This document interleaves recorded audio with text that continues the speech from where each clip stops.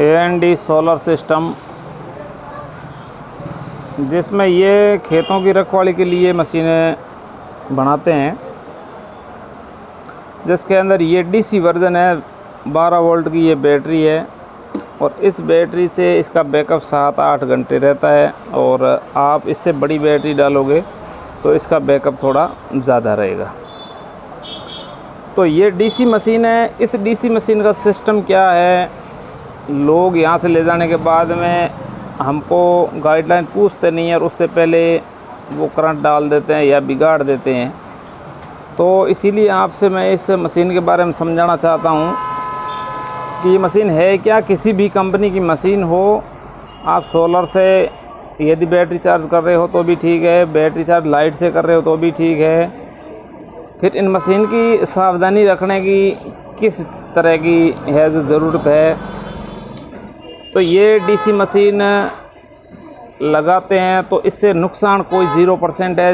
इसका प्रति सेकंड के हिसाब से झटका आता है और झटके के अंदर बहुत जो वोल्टेज होता है, एम्पियर इसके अंदर नहीं होता है। इसके अंदर कोई प्रेशर है कुछ नहीं है, कोई चीज़ चला नहीं सकते, कोई लोड नहीं उठा सकते, पर ये सिर्फ एक झटका ही होता है इस मशीन के अंदर। और कई लोग कहते हैं एक मशीन है ये हमारी डायरेक्ट हो जाती है, करंट आ जाता है। DC मशीन कभी डायरेक्ट नहीं होती है। डायरेक्ट होने के बाद में मशीन बिल्कुल फ्लॉप बंद हो जाती है। मशीन कभी 1 सेकंड के लिए डायरेक्ट नहीं होगी। 1 सेकंड से 2 सेकंड का झटका ये सहन नहीं करेगी। प्रति सेकंड के हिसाब से ये कंप्लीट चलेगी। और जैसे ही झटका इसका जो भी है, इसका ट्रांजिस्टर मॉसफेट डायरेक्ट होता है, ये मशीन बंद हो जाती है।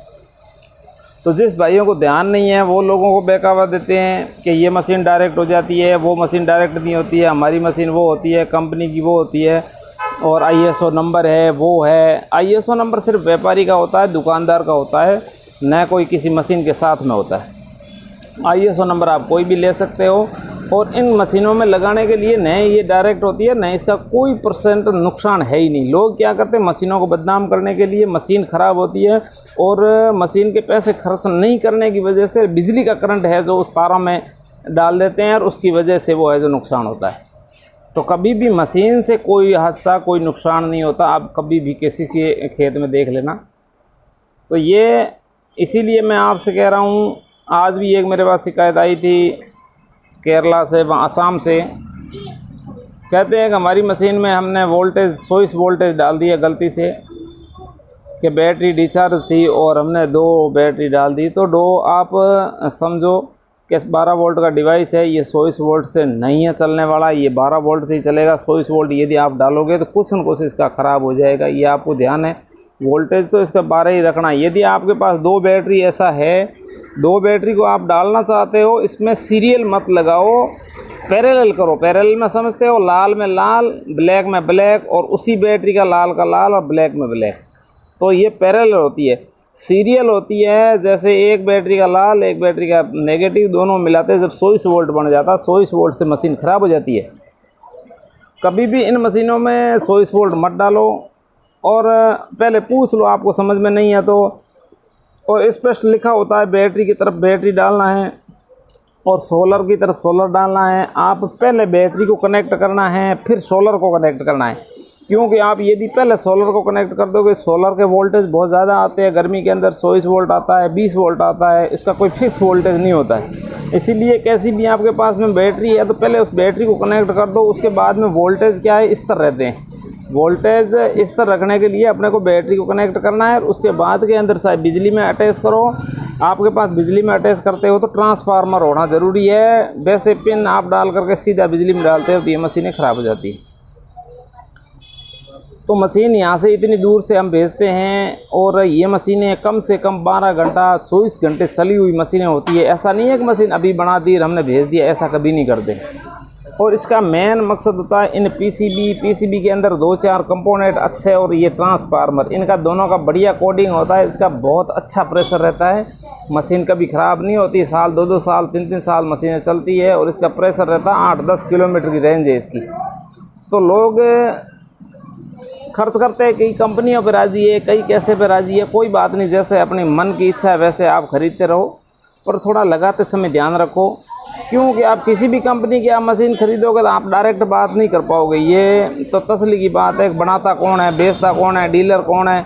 बेचने वाला तो बेचता है, बट डीसी मशीन का बहुत ही कम लोगों को ध्यान है कि ये मशीन है क्या, किस तरह चलती है, कैसे चलती है। रिपेयरिंग भी करनी लोगों को नहीं आती है, तो इसीलिए इस समस्या में पड़ जाते हो। आप लेकर के किसी चीज़ को ख़राब कर देते हो, फिर दूसरों को फ़ोन करते हो। क्योंकि हम तो बनाते हैं तो सीधा संपर्क है हमारा, मैं खुद ही बनाता हूं और मेरे खुद से ही बात होती है ग्राहक से, तो उनको समझा देते हैं ऐसे नहीं, ऐसे ठीक होगा, और नहीं होगा तो हम सर्किट भेज देते हैं। तो किसी कंपनी का अपन बात नहीं कर सकते, मशीन कहीं से ख़रीदा है और कौन था लाने वाला ले जाने वाला, उससे कोई मतलब नहीं है। और आप बिना फालतू का पैसा किसी कंपनियों के फालतू के मत खर्च करो। किसान के पास वैसे भी पैसे कम ही होते हैं, तो बैकअप में आकर के वो उस कंपनी की अच्छी है, वो उस कंपनी की अच्छी है। आपके पास ज़्यादा पैसा खर्च हो भले, कोई मना नहीं करता। बाकी करंट में कोई कंपनी नहीं होती है, झटके के अंदर कोई कंपनी नहीं है। इसका झटका जो निकल रहा है इसमें कोई कंपनी नहीं है। और कंपोनेंट तो इस पीसीबी में लगेगा, ओरिजिनल और डुप्लीकेट का फ़र्क रह सकता है, वरना इसका ऐसा नहीं है कि मैंने ये डाल दिया और वो दूसरा डाल करके चला देगा, ऐसा नहीं है। ओरिजिनल और डुप्लीकेट का दो फ़र्क है। यदि उसके अंदर ओरिजिनल पार्ट्स है तो ज़्यादा पावरफुल रहेगा, डुप्लीकेट जल्दी जल जाएगा।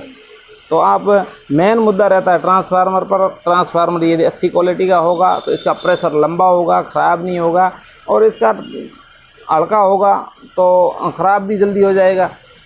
दूसरी बात है, आप इसको यदि इंसुलेटर लगा करके चलाते हो ठीक है, नहीं तो ये 12 घंटा या 24 घंटे तक मशीन चलेगी। उसके बाद में ट्रांसफार्मर ख़राब होगा, अवश्य होगा, क्योंकि अंदर इसमें गर्म होकर के ये इसका कहीं न कहीं जो है वो पेपर लीकेज हो जाता है। तो कई लोग क्या है कि उसको इंसुलेटर नहीं लगाते हैं और उसमें समस्या पैदा करते हैं इस चीज़ की। तो आपसे एक ही रिक्वेस्ट है कि मशीन को लगाते समय पहले आप मशीन को खोल करके बैटरी पे अटैच करना है, और बैटरी के बाद में आपको सोलर अटैच करना है, चाहे कुछ भी करना, वो आगे की बात है। तो इसके अंदर मैं आपको बता देता हूँ, ये मशीन अब चल रही है। इसका प्रेशर आप देखिए, कितना शानदार प्रेशर, आप देख भी नहीं सकते, इतना ज़बरदस्त है। कितनी आवाज़ कितनी मीठी आ रही देखो आप। और दूसरी बात, इसका झटका देखिए,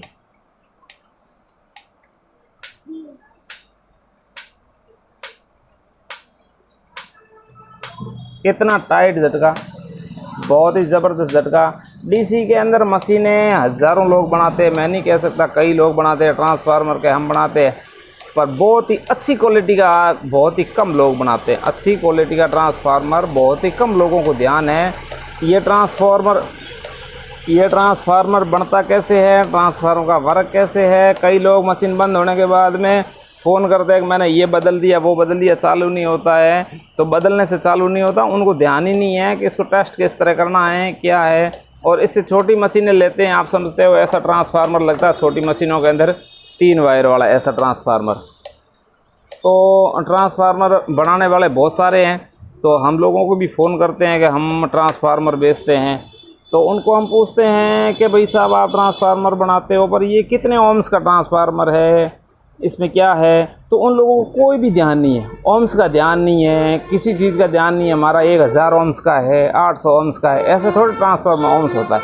ओम्स अलग तरीके का है, उनको नॉलेज नहीं है, कॉपी करके और तार लपेट के दे देते हैं कि ट्रांसफार्मर इस तरह ट्रांसफार्मर काम वर्क नहीं करता है। इसीलिए इस मशीनों की पेट ख़राब कर रहे हैं। जो जानकार नहीं है, लोग बनाना नहीं आता, वो लोग इसकी है जो पेट ख़राब करते हैं।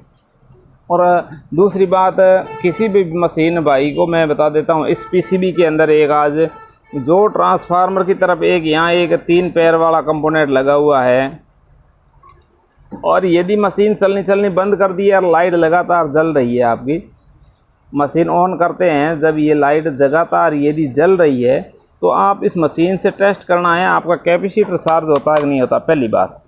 दूसरी बात, कैपेसिटर चार्ज होता है तो यहाँ पेचकस रख के आपको रुक के वैसे झटके देने, जैसे मशीन देती है इसी तरह आपको ऐसे करना है, इसको टच करना है, इसको इन 2 पैरों को ऐसे टच करना, ऐसे, तो आपको समझ में आएगा, ये झटका देना शुरू कर देगा। जैसे ही आप ऐसे करोगे तो झटका आएगा, आगे ऐसे करोगे झटका आएगा, तो समझ लो कोई न कोई इसका कंपोनेंट ख़राब हो गया है।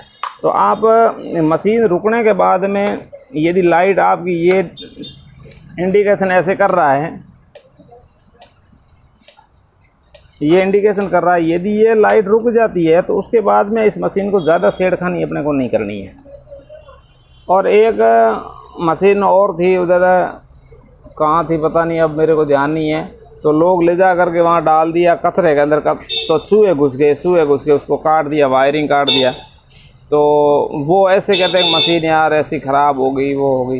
फिर वो आपको ध्यान रखना है, चूहे काट देते हैं या फिर आप वोल्टेज ज़्यादा डाल देते हैं, तो उसका तो हमारे को ध्यान नहीं रहता। हम वो हर मशीन के साथ में तो हम नहीं रह सकते, या किसी ग्राहक को जो लगा रहा है उसको 100 वोल्ट, उसको तो हम मना नहीं कर सकते ना कि आप क्यों लगा रहे। तो आपकी माल है, आप लगाओ भले, और जलने के बाद में यदि आप हाथ से कोई ख़राब करते हो तो फिर हमारे को और मत दो किसी तरीके का कि आपकी मशीन ख़राब हो गई है, वो हो गई है। आपने जो जिस तरह काम किया है उस तरह का आप ही और भुगतो खुद ही, कि भाई हमने 100 वोल्ट डाल दिया है, या फिर हमने इसमें बिजली का करंट डाल दिया है, फिर या फिर अपन ने इसमें चूहे ने काट दिया है, या फिर अपने उल्टा सीधा कर दिया, वो खुद पे भरोसा रखो, ठीक है। तो किसी भाई को मशीन लेना हो तो ज़रूर संपर्क करना। धन्यवाद।